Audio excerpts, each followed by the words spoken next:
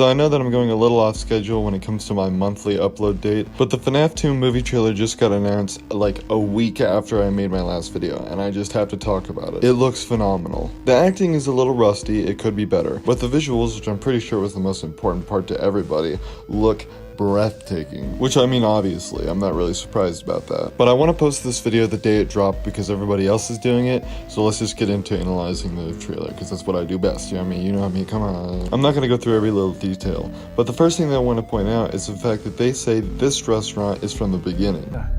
Definitely not the Freddy's I remember. You're thinking of the franchise location. This is the original. Now, obviously, she can be misinformed, but for reasons that I will point out later, that doesn't really make too much sense to me. Another thing that I would like to point out is this. Some little girl got murdered here.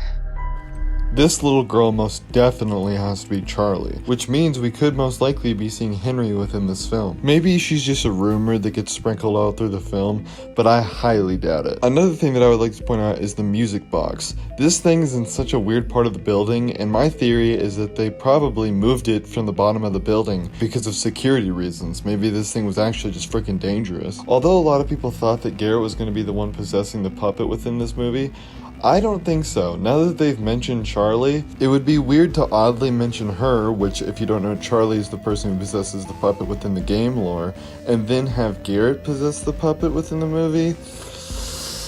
It just seems kind of weird to me. The next thing I want to talk about is this scene. Due to the cleanliness of the scene and the fact that this is a little kid within the pizzeria, I think that this is a flashback. Do I think it's Charlie? No, not really. But I do think that it's a flashback. Also, we gotta talk about Mangle on top of the car.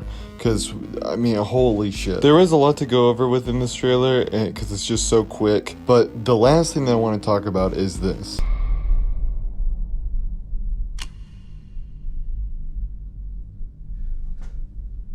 There's no way that'll work.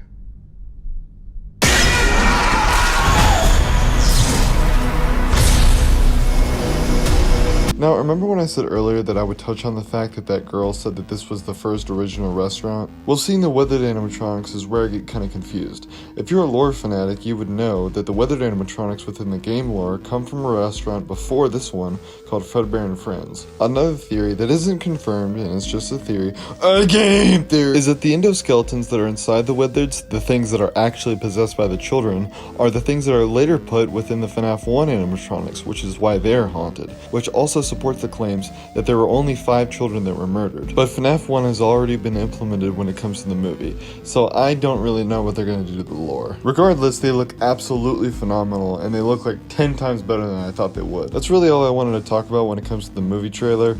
I loved it, I thought it was great, and I can't wait for more to come out about the movie. Now I'm going to go back to my monthly uploads, and I'll see y'all later. Goodbye.